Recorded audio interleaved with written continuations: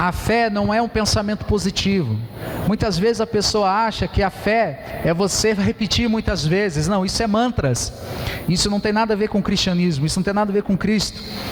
Né? A fé não é você começar a escrever anotações. Não. A fé é você chamar à existência aquilo que ainda não existe. É você andar como se você já fosse aquilo que você sonha. Né? Ah, pastor, eu tenho orado para ser empresário. Então comece a agir como empresário. Amém? É você agir como empresário.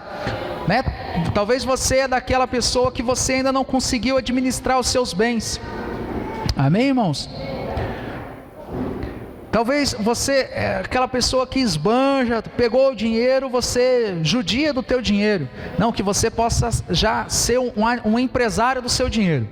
Que você possa fazer o faturamento das suas compras, que você possa fazer uma projeção para o mês seguinte, que você possa segurar um certo valor, né, que é chamado prolabore, que é um valor do teu orçamento que você não vai gastar com outra coisa, para que você venha reinvestir em algo que vai começar a gerar renda de novo para você, né? E isso sim, você ganhar o seu dinheiro primeiro para depois você gastar, não investir em contas, né, desnecessárias, que você possa usar essas regras ainda sem ser empresário, porque tem gente que quer ser empresário primeiro para daí ter um pensamento de empresário. Não, porque o dia que você for empresário assim, certamente você não vai ter um bom êxodo, porque você ainda não tem a mente de empresário. Então você primeiro, Deus trabalha em você, entenda que Deus está trabalhando em você, então comece a andar como empresário, mesmo sem empresa. Comece a agir como um bom marido, mesmo não sendo casado. Comece a agir como uma boa esposa, mesmo não sendo casado ainda. Comece a agir como um bom namorado, sem ter um pretendente. Amém, irmãos? Comece a ser um bom funcionário, sem ser ainda né, tendo o seu currículo enviado para um lugar. Comece a agir, que você possa ter esse caráter. Isso é chamar à existência aquilo que ainda não existe. Amém, irmãos? É uma essência. Fé é você ter certeza disso. Vou dar um exemplo bem fácil de você entender. Fé é como, vamos dizer, isso aqui é um celular, não é? Eu preciso provar para você que isso aqui é um celular? Não, porque você tem certeza que é. Você tem que acreditar nas suas bênçãos que já está sobre a sua vida, como você tem certeza que isso é um celular. Que a minha essência de vencedor, que a minha essência de salvo, a minha essência de curado, venha a ser como eu tenho certeza que a minha natureza é homem. Eu sou homem, eu posso me vestir de mulher, eu posso fazer uma brincadeira, um teatro, alguma coisa. A minha essência é homem. Não importa o que alguém venha dizer. Alguém pode dizer, mas você não é homem. Eu sei que eu sou homem. Então isso é minha natureza. Eu tenho fé. Fé é certeza daquilo que nós estamos projetando. Amém, irmãos? E vocês são filhos. Amém? Amém. Então tá bom. Queridos, eu gostaria que você abrisse a sua Bíblia no livro de Jonas, capítulo 1. Livro de Jonas, capítulo 1. Hoje eu queria falar sobre tempestade. Eu não sei se você tem enfrentado alguma tempestade, se você tem enfrentado algum vento contrário na sua vida, ou está tudo calmo? As coisas estão em calmaria? Hã? Como é que estão as coisas? Família, casamento, vida sentimental, finanças, ministério, como é que estão as coisas? Às vezes, né, nós se deparamos com uma tempestade, e eu gostaria de compartilhar com os irmãos, né, hoje, sobre como vencer uma tempestade sem vencê-la. Uau, como assim, pastor? É porque muitas vezes nós queremos ir de frente a uma tempestade, não temos revelação do que ela está proporcionando em nossas vidas. Então por isso eu quero falar de 3 tipos de tempestade. Não quero me alongar, até por causa do frio, né? Eu sei que, né, precisamos respeitar, né, o inverno ele vem mesmo, e que isso não venha tirar a tua concentração. Então eu vou aproveitar os primeiros 15 minutos da palavra para fazer o máximo possível, para que daí nos outros 15 minutos da palavra você venha vencer o frio e a distração. Diz a palavra do Senhor no livro de Jonas, no capítulo 1.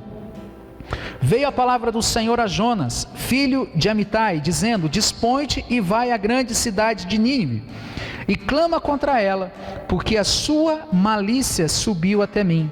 Jonas se dispôs, mas para fugir da presença do Senhor, para Tarse. E tendo descido a Jope, achou um navio que ia para Tarse. Pagou, pois, a sua passagem e embarcou nele, para ir com eles para Tarse, para longe da presença do Senhor. Amém? Seja sincero, quem aqui já ouviu essa mensagem? Já ouviu falar quem é o Jonas? Quem já ouviu falar? O Jonas foi aquele que comeu o peixe, amém, irmãos? Ou foi comido pelo peixe? Foi engolido pelo peixe. Então, queridos, eu gostaria de... eu vou passar muito rápido. Eu sei que aqui só tem crente inteligente, que conhece bem a palavra do Senhor. Então eu vou me adiantar, não vou me enrolar. Então preste atenção, que se você me prestar a tua atenção, eu termino antes.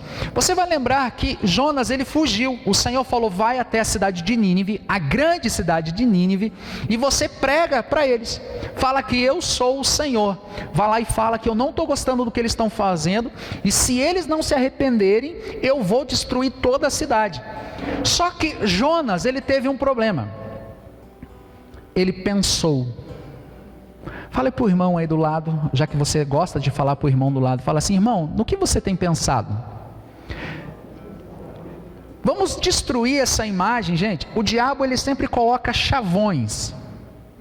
O diabo, ele coloca algumas regras, e ele vai colocando um pé. Se você arreda o teu pé, ele põe mais para frente. Se você arreda o pé, ele põe mais para frente. Uma vez que você coloca um pé em um território, não arrede mais, amém? Vamos ganhando esse território. Agora, estão tirando sarro dos crentes e dos pastores que diz, vira para o irmão aí do lado e fala isso. Eu sei que é chato, eu sei que tem pastor que é muito repetitivo, eu sei que é complicado. Eu não tenho por hábito de dizer, vire para o irmão do lado, mas isso é profético, porque a Bíblia diz que nós devemos administrar uns nos outros. Nós não devemos simplesmente ser ouvintes aqui, porque por isso falei, diz Paulo, você tem que falar na vida do teu irmão, você tem que profetizar na vida dele, você tem que dar um chacoalhão nele às vezes quando você vê que ele está dormindo. É por isso que os irmãos hoje não falam mais, e os pastores não falam, porque agora a internet não perdoa, mas eu vou continuar falando. Fale para o irmão aí do teu lado, fale para o irmão aí do lado, irmão, eu vou continuar falando para você, fala aí. Entendeu? É assim que funciona, amém? Pastor, mas todo mundo, nós não somos todo mundo. Amém? Vamos deixar claro nisso. Nós entendemos que aqui Jonas, ele recebeu uma ordem do Senhor, mas ele pensou. Ele não foi um servo que pega o recado e ele entrega. Ele reformulou o pensamento. Ele entendeu o quê? Que ele estaria abrindo os muros de Israel, ele estava rompendo a palavra de Moisés, ele estaria levando o Senhor para os gentios, ele estava indo levar para os ímpios, ele não estava mais pregando para os judeus. Quem estava na cidade de Nínive eram ímpios, gentios, incircuncisos, que estavam com malícias no seu coração, e Deus falou, vai lá e prega para eles. Mas Jonas, ele preservou a religião, ele preservou o livro Torá, falou, nós não podemos misturar. Deus, ele falou, mas acho que Deus não estava bem no dia que ele me deu essa ordem, acho que ele não entendeu, acho que eu vou fazer o seguinte, em vez de ir até Nínive, eu vou fugir, porque vai que Deus, ele pensa melhor e depois ele muda de ideia. E ele pegou e correu, para Tarsis. Ele pegou e entrou no primeiro barco, e presta atenção, ele pagou. A Bíblia fez questão de colocar que ele pagou o embarque. Sempre quem está fugindo, paga o preço. Sabe que tem algum irmão aqui que está fugindo e está pagando o preço para fugir? Pode ver que a Bíblia fez questão de colocar que ele pagou para embarcar. Se ele tivesse no propósito, ele ia receber, Deus ia abrir, nem que tenha que vir da boca de um peixe, amém, irmãos? Mas vamos prosseguir. Essa aqui é a primeira tempestade que eu quero falar. A tempestade de quando a pessoa foge. A tempestade aqui, ela foi constituída, ela foi erguida, essa tempestade, por Deus. Quem vence Deus, gente? Quem vence Deus? Ninguém. Talvez a tempestade que você está enfrentando, foi Deus que levantou, porque você está fugindo. Talvez a tempestade que você está enfrentando, foi Deus cercando você, para você pensar melhor no que você está fugindo. Então não adianta você orar contra, eu vou orar para Deus mudar de ideia, eu vou orar, não tem o que você fazer. Não tem o que você possa fazer, se Deus está levantando. Então aqui não foi o inimigo, aqui foi o próprio Deus que levantou uma tempestade. Amém? A Bíblia fala que Jonas, ele estava orando, e aí o Senhor não acalmava a tempestade, é isso? Jonas dormia. E ainda, irmãos, tem irmãos que na revelação da graça, da obra consumada do Senhor, ele está fugindo do propósito. Deus levanta uma tempestade e ele ainda usa a desculpa: eu vou descansar no Senhor. E ele vai dormir, ele usa uma alienação, ele começa a colocar coisas só para assim, dissimular a sua fuga do verdadeiro propósito de Deus. Ele começa a alienar as coisas, ele começa a fazer algumas outras coisas com intenção, ocupar a mente ou dormir mesmo na fé. Ah não, agora a graça me alcançou, agora não precisa fazer nada, a obra está consumada. Sim, a obra está consumada para você começar a fazer as boas obras em Cristo, diz o Senhor, né? Em Efésios 2:8 fala que pela graça somos salvos, em Jesus Cristo, preparados para fazer as boas obras nele, que de antemão Deus já preparou. Então, quem você acha que nós somos? Eu e você. Quem nós somos para fazer a obra de Deus? De nós mesmos nada, mas o Senhor nos preparou nele, para daí dar o início à obra. Mas muitas vezes nós carpimos o pé. A segunda tempestade que eu quero falar com você, e depois nós vamos juntar todas, está em Mateus 8, versículo 24. Tem como projetar? Senão eu abro aqui. Mateus 8, 24, mas eu vou ler junto. Você consegue, Ana, projetar rápido?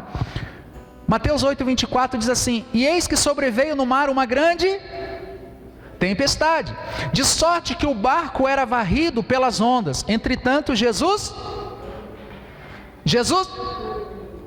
dormia. O que Jonas fazia no barco? O que Jesus faz no barco? Dormia. Irmão, o segredo é dormir, mas o problema está em dormir errado, na hora errada, pelo motivo errado. Se você quer descansar, descanse no propósito. Jesus aqui, ele dormia. Continua, troca para mim, no versículo 25. Mas os discípulos vieram acordá-lo, clamando: Senhor, salva-nos, perecemos. Perguntou-lhe então Jesus: por que sois tímidos, homens de pequena fé? E levantando-se, repreendeu os ventos e o mar, e lhe fez grande bonança. Deixa eu contar algo para você. Esse é um tipo de tempestade que muitas vezes se sobressai e que inicia na vida de um crente, do filho. Aqui não foi Deus que levantou essa tempestade. Jesus, ele estava indo para Gadara. Alguém lembra o que Jesus estava indo fazer em Gadara? Quando Jesus chega, eis que vê ao seu encontro um endemoniado gadareno. Lembraram da história? Jesus expulsou os demônios daquele endemoniado gadareno, e ele se tornou um grande evangelista. Ele ganhou toda Gadara para o Senhor. Ele trouxe, quando Jesus volta de novo, ele já tinha uma grande multidão esperando. Os discípulos não anunciaram as boas novas em Gadara, foi o endemoniado. E Jesus estava indo lá para libertar esse endemoniado. Jesus estava no propósito. Quem que você acha que levantou essa tempestade? O diabo. O diabo levanta muitas vezes tempestade em nossas vidas para tentar nos assustar. A Bíblia diz que o diabo, ele está ao nosso ao derredor, rugindo como leão, procurando quem ele possa tragar. Deixa eu contar algo para você. Eu sei que você já sabe disso, mas vale a pena ressaltar para quem está assistindo nós pelo YouTube. Mas se você não sabe aqui, você vai ficar também sabendo. Deixa eu contar para você. O diabo, ele é o leão da tribo de Judá? Quem é o leão da tribo de Judá? Quem está em Jesus Cristo aqui? Então você é leão. Amém? Mas a Bíblia diz que o diabo, ele ruge como o leão. Ele não é o leão, mas ele ruge como tal. Muitas vezes ele vem colocar dúvida e condenação.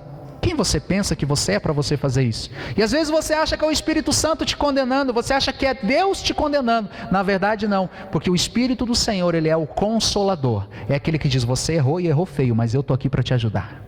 Aquele que te condena e diz não tem mais chance para você, esse é o rugido do leão. Parece o leão, mas não é o leão. Agora deixa eu contar outra coisa para você. O leão, ele não caça. Quem caça é a leoa. Como que o leão está rugindo para ver quem ele possa tragar? Ele não traga, se a leoa não caçar. Então o diabo, ele não tem poder. O maligno não nos toca. Então não dê ouvido. Quando uma tempestade se levantar para você, repreenda. O que Jesus fez? Repreendeu. Jesus, ele não iria repreender algo que o próprio Deus tinha levantado. Jesus, ele não ia repreender alguma coisa ali que fosse necessário por uma lei da natureza. Naquele momento não era necessário, não era a vontade de Deus que se levantasse uma tempestade, mas Jesus estava indo para um propósito, e o diabo se levantou com uma tempestade. Os discípulos não tiveram discernimento e foram tímidos. Não seja tímido, querido, não seja tímida, irmã. Se o diabo começar a se levantar e você tem certeza que está no propósito, levanta a tua mão, abaixa a mão, sei lá, mas levanta a tua voz e diz: diabo, eu te repreendo em nome de Jesus. Começa a confessar palavras diante da adversidade, da tempestade. Diz: eu sou tudo aquilo que a Bíblia diz que eu sou. Eu vou chegar em todos os lugares que a Bíblia diz que eu vou alcançar. Eu vou ter todos os recursos necessários que a Bíblia diz que eu vou ter, porque o meu Pai é o dono do ouro e da prata. Não aceite mais as tempestades que o próprio diabo levanta. Amém, irmãos? Você entendeu essas duas tempestades? Qual dessas duas tempestades elas são mais temerosas assim? Tipo, esquece os personagens, foca só na tempestade. Qual será que era mais forte? De Deus? Do diabo? Qual será? Qual tempestade dessa era melhor para passar? Não sei, vamos continuar, né? De repente no final a gente tem uma outra revelação. Afinal, né, gente, eu acho que a melhor resposta que nós vamos ter é que tempestade sempre vai ser tempestade, né? Tempestade sempre vai ser tempestade. O problema é que a tempestade que está na vida do irmão parece que sempre é mais fraca do que a que está na nossa vida, não é? A tempestade que está na vida do irmão, naquela bola de neve de conta, sempre parece ser tipo menor do que a tempestade do que eu estou enfrentando por problemas de saúde. Talvez a tempestade naquele irmão que está lutando para poder casar, né? Talvez é mais fraca do que a tempestade que eu estou vivendo dentro do meu casamento. Sempre na vida dos outros a tempestade parece ser mais fraca, mas talvez não para quem está no olho do furacão. Mas existe mais uma palavra, mais uma tempestade na Bíblia, no livro de Atos, capítulo 27. Atos 27.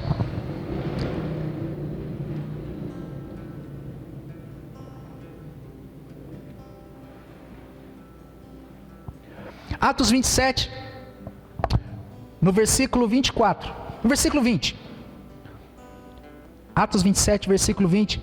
Aqui Paulo, ele estava de férias nas Bahamas, pregando o Evangelho, numa grande conferência, numa caravana de fé, e ali estava muito poder e unção e milagre, nenhum problema que ele estava enfrentando, e do nada veio uma tempestade. Amém, irmãos? Não. Paulo há quase 2 anos estava preso, com as costas deslaceradas, rasgadas. A Bíblia fala que ele se vangloriava das suas chagas. Ele escreveu as cartas aos filhos na fé, né? Ele escreveu as cartas, né, a Timóteo, a Filipe. Ele escreveu as cartas aos filipenses. Ele escreveu preso. Mas em determinado momento eles não sabiam mais o que fazer com Paulo, porque eles agrediam Paulo para ele negar a fé e Paulo não negava. Eles agrediam para que ele entregasse aonde o povo do caminho estava se alastrando, porque não eram conhecidos como cristãos ainda, era conhecido como povo do caminho, depois se tornou o povo do livro, e até que hoje nós chamamos de cristãos. Mas ele, aqui, ele foi encarcerado, preso, ele foi colocado num navio. Se você for ver Atos 27, desde o versículo 1 até aqui, você vai ver que Paulo, ele entra no navio, e ele não murmura de orar sempre. Lembra que Paulo falou que nós temos o dever de orar sempre, sem cessar e sem vacilar? Nós temos o dever de viver em oração. Ele fala que quando eu oro em línguas, verdadeiramente o meu espírito ora. Então eu acredito que Paulo, ele estava ali andando, e ele começava, né, a orar em línguas. Aqui cai por terra aquela tese que, né, os irmãos falam, e amém por isso, deixa eles pensar assim, não há erro nisso, né, que ele fala em outras línguas nativas. Como é que você fala toda hora, todo tempo em línguas nativas? Paulo ele estava ali falando a língua dos anjos, ou nativa, como você quiser pensar, isso aqui não vai mudar a nossa história. E ali Paulo ele orando, né, tal, e daqui a pouco ele vê que eles pegaram um navio e estão indo para a Itália, e o navio atraca, e a notícia, ele sente no seu espírito que o céu está se arrumando para a tempestade. Ele fala: não vamos. Mas quem era Paulo aqui? Um prisioneiro. Um prisioneiro. Alguém ouviu ele? Não. Sabe quem estava nesse navio? Os judeus de jejum. Muitos judeus estavam ali. O centurião estava lá. Paulo falou para o centurião: não vamos embarcar, porque o negócio vai ficar feio. Não vamos, mas eles não ouviram. E Paulo continua a sua caminhada. E o anjo do Senhor aparece para ele quando Paulo está orando. E o Senhor trouxe uma grande palavra em meio à tempestade que estava. A tempestade estava tão forte. O navio, eles já começaram a jogar as coisas para fora, igual Jonas. Lembra de Jonas? Que eles começaram a jogar as coisas fora e não passava a tempestade, e eles vêm acordar Jonas e falam assim: viu, que Deus você serve? Ah, eu sirvo o Deus, o Senhor dos exércitos, o alfa, o ômega, o princípio e o fim, o Senhor e tal, o santo de Israel. Então ora para ele, que sabe o teu Deus aí. Aí Jonas fala: não, é eu que estou fugindo, lança eu na água que vai dar tudo certo. E realmente foi isso. E aqui com Paulo foi a mesma coisa, uma grande tempestade. Eles estavam lançando todos, a Bíblia fala de aparelhos, né? Todos os instrumentos que ele tinha, remo e lona para poder levar com o vento, eles jogaram tudo. E continuando, aqui no versículo 20 fala: e não aparecendo, havia já alguns dias, nem o sol e nem as estrelas. O sol, ele foi encoberto por aquela tempestade. Ele tanto fazia dia como noite, porque a tempestade obscureceu tanto aquela viagem, que eles não tinham noção do dia e da noite. Não aparecia sol nem as estrelas por dias. Qual tempestade aqui será que está pior? Qual tempestade que está aqui? Paulo na situação de preso. Ele estava indo se apresentar num tribunal que talvez o seu julgamento seria morte. Ele estava indo, você imaginou imaginou você? Imaginou o que nós iríamos falar? Mas é para acabar mesmo. Está todo mundo se dando bem lá em Jerusalém e eu aqui. Ninguém me vê, ninguém me dá suporte. E eu aqui estou fazendo a obra do Senhor. Que Deus é esse que me manda? Estou preso, estou indo para morrer. Por que não me mata logo então? Gente, Paulo, ele está orando ao Senhor, vivendo no Espírito. Por quê? Porque assim como Cristo, ele tinha certeza do alvo onde ele estava indo. Ele sabia que ele estava indo para a morte, o caminho era de morte, mas ele sabia que se Cristo venceu a morte, ele também ia conseguir, mesmo que custasse a vida. Presta atenção no que eu estou te falando. Caindo sobre nós grande tempestade, despiu-se afinal de toda esperança de salvamento. Talvez você está nessas 3 tempestades. Eu quero rapidamente falar sobre essas 3 tempestades, que você possa se encaixar em algumas delas. Que é muito fácil, gente, a gente falar assim: ah, viu, leva esse frasquinho para casa e toda tempestade vai sair. Faz isso ou faz aquilo. Gente, igreja virou mais centro de macumba do que o próprio centro de macumba. Sempre é um trabalho, um ritual dentro para resolver algo. Não, nós somos filhos, amém? Começamos esse culto de celebração com uma palavra que diz: a todos quanto creram, né, deu-lhes o direito de ser chamado filho. Filho meu, eu não provo com desgraça, amém? Eu capacito na dificuldade, mas eu não tiro nada, eu não custa a vida dele. Olha que interessante, Deus ele deu uma ordem para Jonas, ele pensou e não foi. Jesus está no propósito e ele teve a autoridade de repreender. A tempestade cessou. Paulo, ele está no alvo e as coisas estão dando errado. Olha que interessante. Será que você não está que nem Paulo? Será que você está que nem Jonas? Será que você está que nem Jesus? Paulo aqui não tinha nenhuma esperança de salvamento. Talvez você olhe e diz assim: eu larguei tudo para servir essa obra. Eu larguei tudo para seguir Jesus. estou pagando um preço. E realmente, gente, não é que nós possamos entender o que é pagar um preço. Se isso não é pagar um preço, não sei o que é. Não é pagar um preço de salvação, é pagar um preço pelas boas obras. Porque produzir boas obras, isso paga um preço. Amém? Que você possa entender esse discernimento. Não é pagar preço para a salvação, é pagar preço para as boas obras. Amém? Deixa eu seguir aqui só para você entender. Jonas, Deus levanta a tempestade. Jesus, o diabo levanta a tempestade. Paulo, a ocasião levanta a tempestade. Com Paulo não foi Deus e não foi o diabo que levantou. Porque o diabo não é louco de matar Paulo ali, porque ele seria um mártir. Deus não teria prazer na morte de Paulo, porque senão não seria levado a palavra do Senhor. Mas a ocasião levou-se essa tempestade. Talvez o que você está passando, eu lembro de um testemunho do pastor Celso, gente, presta atenção. O pastor Celso deu um testemunho algum tempo atrás aqui, que ele estava de férias com a família, e deu um bom susto, né, nos filhos, na irmã Marlene, né, irmã Marlene, que teve problema no coração, e ele conta com alegria que talvez, segundo as palavras dele, mas nós temos o ajeitado do Senhor, então quero trocar o talvez pela possibilidade da ocasião, dele falar do amor de Cristo para uma moça que estava lá no hospital. Deus, é claro que o infarte foi uma tempestade que a família enfrentou naquelas férias, mas talvez não tinha ninguém tanto preparado que poderia ter a ousadia de falar do amor de Cristo para aquela jovem de novo, lá no hospital. Talvez a tempestade que você está enfrentando no seu trabalho é para você se sobressair naquela situação, afinal você é a luz naquele lugar. Talvez a tempestade que você está sofrendo hoje é uma ocasião para Deus te honrar. Então presta atenção, existem 3 tempestades: a que Deus quer te honrar e você está fugindo, não fuja. Existe a tempestade que se levanta porque é o levantado do diabo para você não conseguir o teu objetivo. E existe a tempestade que a ocasião está te forjando em fé para te levantar. Você conseguiu entender?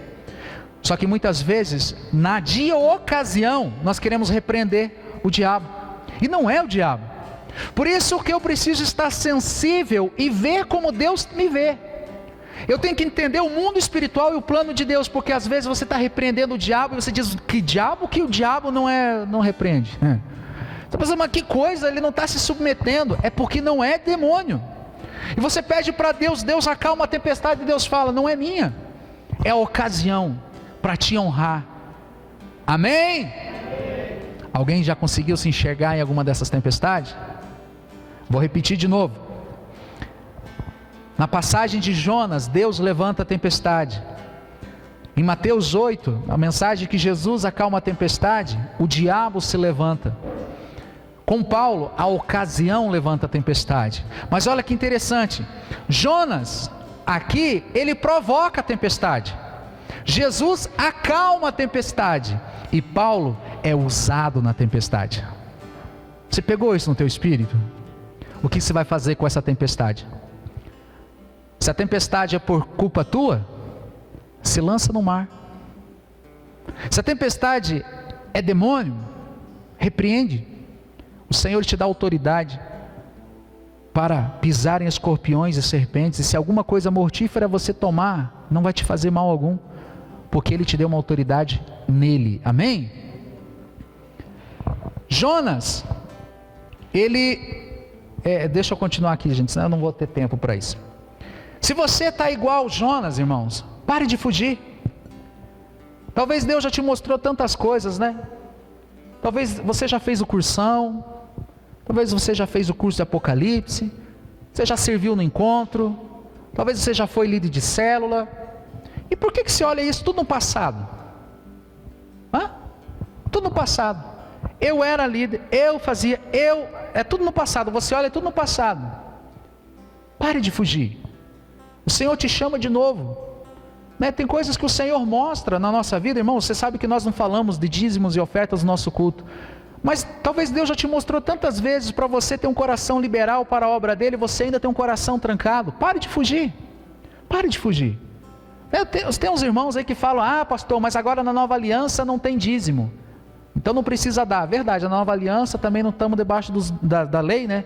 Então pode matar? Pode matar na nova aliança? Não, então a lei ela não é mudável, ela é imutável. O princípio é que é diferente. Pare de fugir. Deixa o Senhor cuidar das tuas finanças também, amém? Amém? Pare de fugir. Só assim vai acalmar. Só assim que acalma a tempestade. Se você está igual Jesus, você está no propósito e o diabo tem se levantado, use a tua autoridade. Amém? Você não precisa convencer a tempestade, nem passar a mão na cabeça do capiroto, irmãos. Amém? Amém? Vocês não falam amém? Vocês estão cansados de falar amém ou param de falar amém? Use a sua autoridade. Tem gente que está lá, não que seja errado, mas a gente prega que aqui cada crente é um ministro, amém? Cada casa é uma extensão da igreja, ganhando assim a nossa geração para Cristo, através de células que se multiplicam. Nós somos uma geração de vencedores, amém? Que cada um aqui, Deus constituiu reis e sacerdotes, amém? Nós somos tudo isso, mas o primeiro problema, pastor, faz uma oração para mim. Amém, irmãos, eu vou orar por você sempre que você me ligar. Mas deixa eu falar, eu não sou melhor do que você. Você não é melhor do que eu. Deus, Ele nos constituiu reis e sacerdote. Apocalipse capítulo 1, versículo 6. Ele nos constituiu reis. Você tem a autoridade de rei para mandar. Rei, ele não manda e vai fazer. Rei, ele tem autoridade para que os servos venham fazer. E a Bíblia diz que aos seus anjos nós daríamos ordem. Então, o problema se levantou, a tempestade veio, fala: Senhor, quantos anjos nós vamos usar agora? Para essa tempestade, para esse levantar, acho que 5 tá bom?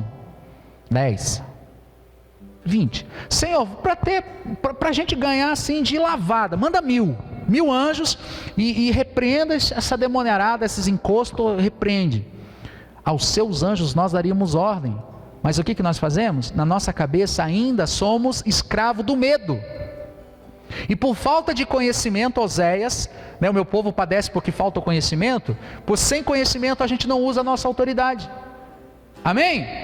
Então você tem autoridade para repreender a tempestade, se você não estiver fugindo de um propósito. Terceira, mas se você é igual Paulo, não tire os olhos do alvo, aproveite a tempestade. Aproveite a tempestade. Chega no meio da tempestade, você vai ver que está todo mundo atemorizado. Nossa, a crise que está vendo, está desemprego. E a crise, tem um ditado aí que diz que enquanto uns choram, outros vendem lenço. Então está todo mundo chorando, venda lenço. A crise está lá, a crise. Volte para o teu espírito e fala: Senhor, no meio dessa tempestade o Senhor quer me usar onde? Aonde o Senhor quer me usar? Onde o Senhor quer me colocar? Talvez Ele já te colocou e você que não viu. Aonde o Senhor quer me usar? Paulo, preso, encarcerado, não tinha voz ativa nenhuma. Deus levantou ele no meio da tempestade, e ele tem uma voz profética. Ele lança uma palavra, o seguinte: o anjo me falou, nós vamos perder tudo. O navio vai afundar. Quem recebe uma palavra dessa? Mas Paulo fala assim: mas o Senhor já me falou que nenhum de nós irá sofrer o dano. Você imaginou o que é você lançar uma palavra dessa? No meio da tempestade, lá está vendo, as compras estão descendo, as vendas não sei o que estão caindo, e está acontecendo um monte de coisa, as coisas estão tribuladas, está todo mundo doente, todo mundo enfermo, que não sei o que, fala assim: ei, o Senhor já me entregou uma palavra aqui, eu quero falar para vocês. Aí no meio daquela tempestade eu vou falar assim: o Senhor não vai fazer com que nenhum dia nós passamos fome. O Senhor vai cuidar da gente nos mínimos detalhes. Às vezes é que nós queremos que o barco não pegue nenhuma marola. A gente não quer perder nada de dentro do barco. A gente não quer perder nenhum dos aparelhos, que nem aqui em Atos 27. A gente está segurando tudo. Mas tem horas que a gente tem que abrir mão de tudo e continuar no propósito, porque nada vai nos fazer dano. Amém? Para me concluir, gente, me parecer que a gente está quase terminando. Projeta para mim, Ana, Jonas capítulo 3. Jonas capítulo 3.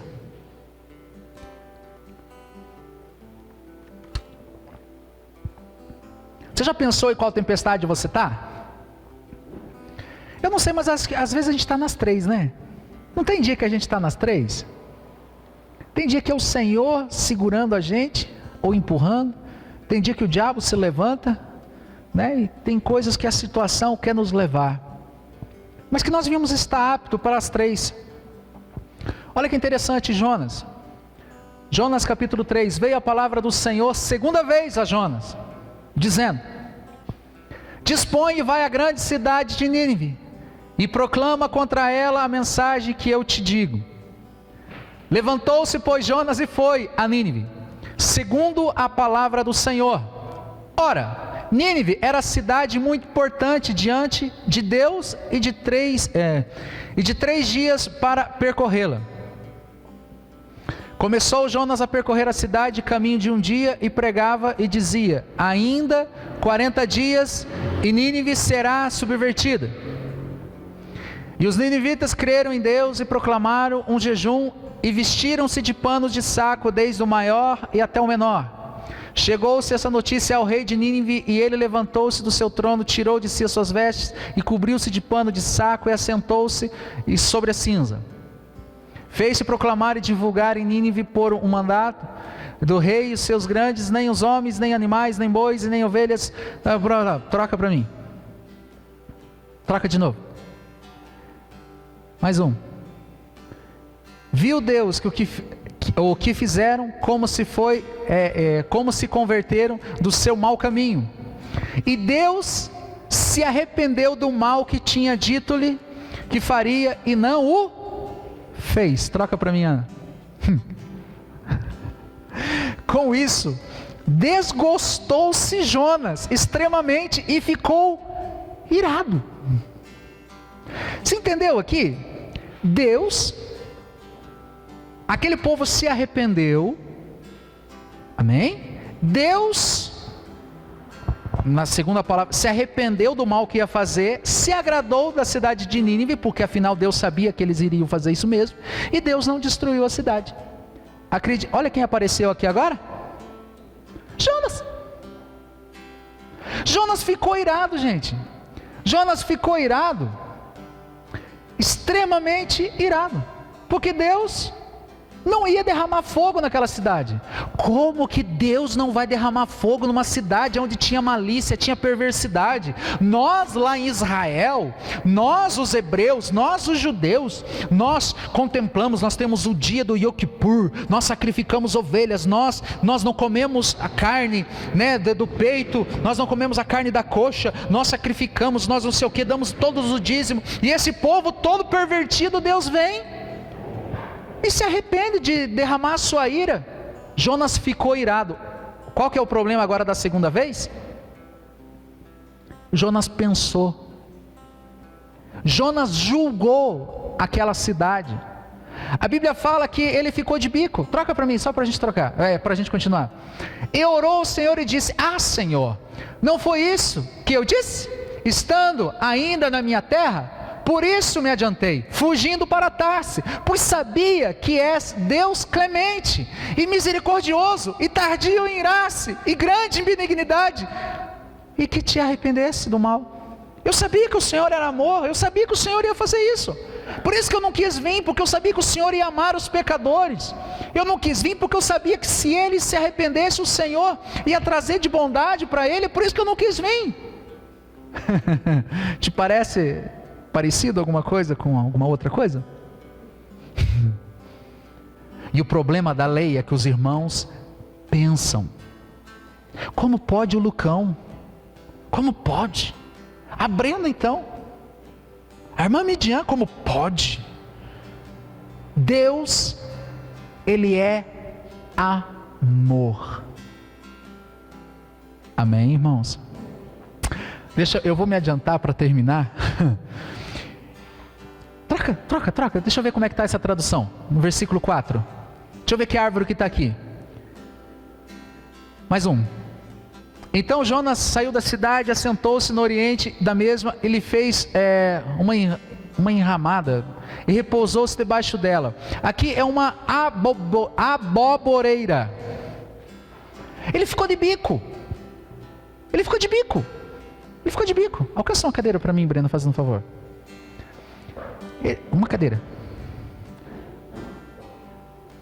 Jonas, ele sentou na cadeirinha dele, falou assim: não vou, agora não saio, vou ficar aqui. Não quero. Olha, o Senhor salvou a cidade inteira. Nós temos que fazer isso, aquilo. O Senhor veio de dignidade e salvou a cidade. Não vou sair daqui. Não vou sair. Não vou. O grande problema de quem está fugindo de Deus, irmãos, é que ele é cheio de mimimi.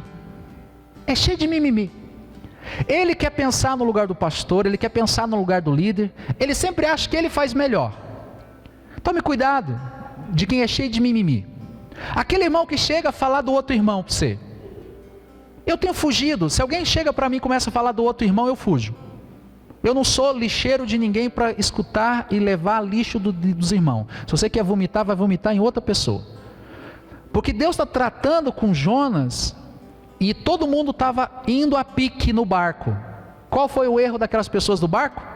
Nada. Lugar errado, hora errada. E eu não quero estar no lugar e na hora errada que Deus está tratando com alguém. Se você é Jonas, só segue o fluxo. Vai para onde Deus te mandou, continua aquilo que Deus te mandou e para de mimimi, para de colocar a culpa no pastor, para de colocar a culpa no ministério, para de colocar a culpa na sogra, para de colocar a culpa nos outros, a culpa é tua. Amém?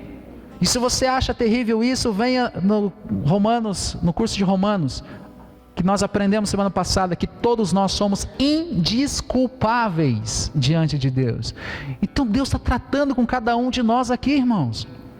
Talvez quantas pessoas padeceu andando comigo no meu barco, e Deus tratando comigo, quantas pessoas foram talvez lançadas ou afundaram dentro do barco, ou foram engolidos por peixe também, por causa que Deus estava tratando comigo. Eu não estou apontando o dedo para você, eu estou apontando para mim. Como que eu sei, pastor, quem é Jonas? Porque Jonas sempre fica de mimimi. Se alguém está colocando a culpa em alguém, é Jonas. Deixa que Deus continue tratando. Se alguém chegar para você de mimimi e fala assim: Jonas, lança na água, pula na água. Fala assim: deixa o peixe te engolir. Jonas, ele senta e Deus fica com dó de Jonas, porque afinal ele não destruiu uma cidade. Você acha que ia deixar o sacerdote? Aí Jonas está ali sentadinho, está deitado, chorando as mágoas. Deus salvou uma cidade. Aí uma aboboreira cobre ele, para que o sol não venha. Aí começa um calor, Deus sopra um vento. Continua depois ali, você pode ver. Aí daqui a pouco, Jonas ele se levanta e seca a aboboreira.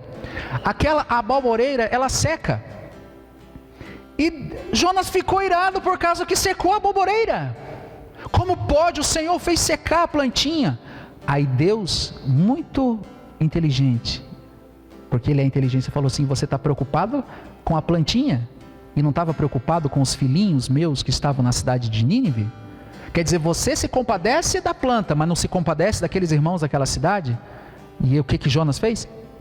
Ficou de bico de novo. Deus teve que trazer de novo a aboboreira para ele, gente. Irmão, dá uma olhadinha se não tem alguma aboboreira crescendo do teu lado. Toma muito cuidado. Talvez você só não está sofrendo o calor porque Deus ele construiu uma aboboreira para você. Paulo,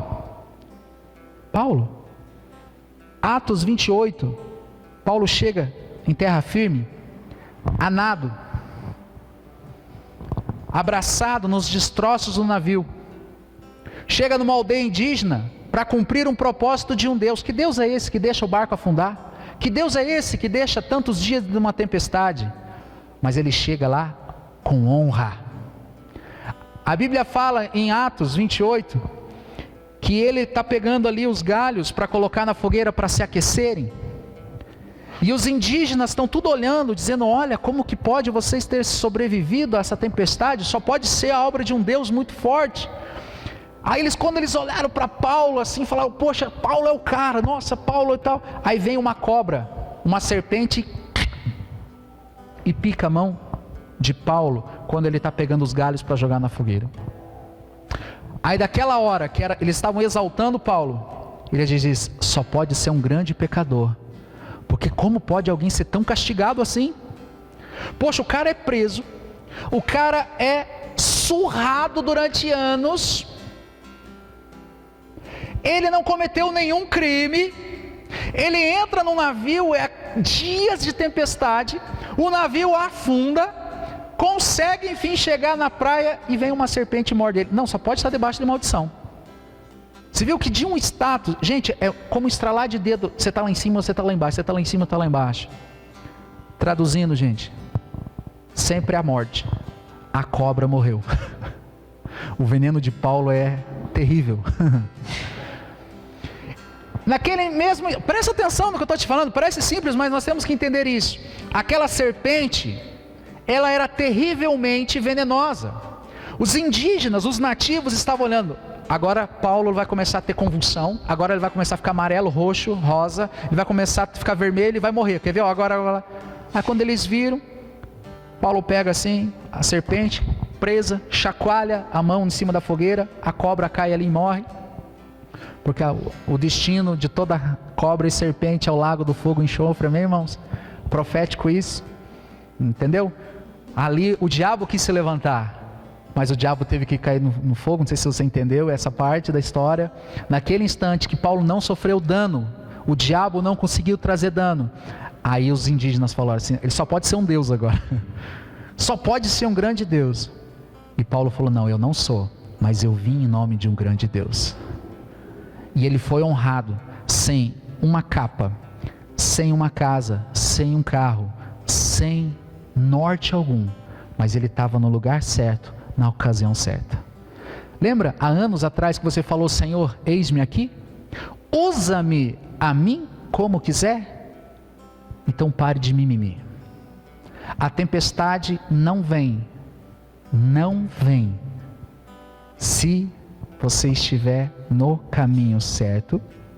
Ela não pode suportar se você repreender, ou se ela chegar, use ela para você se projetar, porque onde o Senhor está querendo te levar é muito grande. Amém? Vocês entenderam? Qual a tempestade que nós queremos? Nenhuma. Mas eu não posso te prometer que você não vai enfrentar a tempestade. Eu posso te prometer que na tempestade o Senhor vai te honrar. Posso acrescentar um adendo na nossa pregação? Em Jonas, capítulo 1, capítulo 2, capítulo 3, capítulo 4. Qual foi a hora que Jonas orou? Qual foi a hora que ele orou? Jesus entrega uma palavra para ele e ele pensou e foi embora. Ele não orou, ele não consultou o Senhor. Ele não orou: Senhor, será que é mesmo? Será que eu vou? Será que eu não vou? Eu vou. Ele, em momento algum, ele orou. Sabe aonde ele foi orar? Dentro do peixe.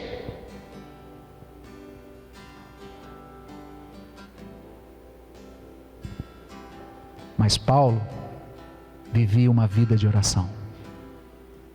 Você quer ser honrado? Viva uma vida de oração. Aquele que não ora, não entende o projeto de Deus. Tem muita gente que vem se aconselhar comigo, e gente, eu não estou terceirizando o serviço, pode vir, quanto você quiser, a hora que você quiser. Mas as pessoas chegam: pastor, eu estou passando isso, e eu não sei porquê. Você faz a pergunta: você já perguntou para o Espírito Santo por quê? Não, pastor, eu vim primeiro. Então eu não sou o que vai responder primeiro. Primeiro pergunta para Cristo, pergunta para o Espírito. Se ele não te responder, eu não vou responder primeiro. Primeiro responda a ele, e depois você me diga o que ele falou, e eu posso traduzir alguma coisa que ele falou, se você tiver alguma dúvida. Mas primeiro consulta o Espírito Santo. Quem sou eu para te aconselhar errado? Amém, irmãos? Se coloque de pé em nome de Jesus.